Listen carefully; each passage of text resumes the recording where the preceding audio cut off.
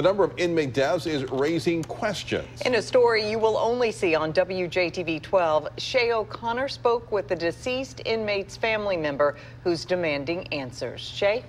Byron, I visited the family of Curtis Hughes in Morton, Mississippi today. Now, Hughes died while in custody Tuesday night. Now, his family says they are seeking answers about why they were not notified about his condition before he passed away. You will see this story here on WJTV 12. Jemiah Hughes says she will never forget the last time she heard her dad's voice. August the 1st, same thing, same routine. And he said, well, tell my wife I love her and I love you too. Everybody, I love them. And I'm going to call y'all tomorrow, just like always. So I'm thinking he's going to call tomorrow. Week after that, we haven't heard from him.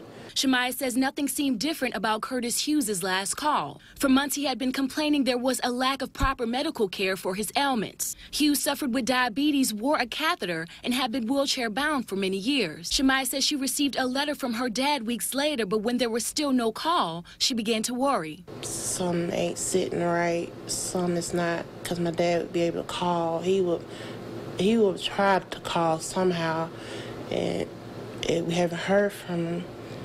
And it was Tuesday, 10:20.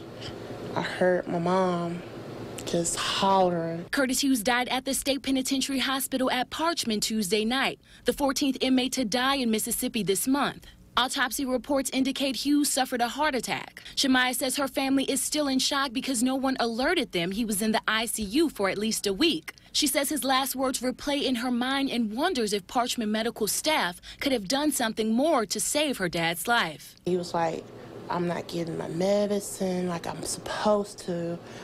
And he always like call when he can to my mom, can you make sure I get my medicine because I need my medicine. He didn't deserve that. He was like, you know, he's a good father, a good husband.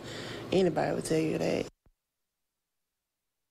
And Mississippi Department of Corrections Commissioner Felicia Hall released a statement regarding the deaths of the 15 inmates. She said in part, I have been communicating with the FBI and the Mississippi Department of Public Safety regarding our deaths. While we believe that most of the reported deaths during the month of August are from natural illnesses or causes such as cancer and heart disease, based on available information, we are seeking assistance from others outside the department in interest of transparency.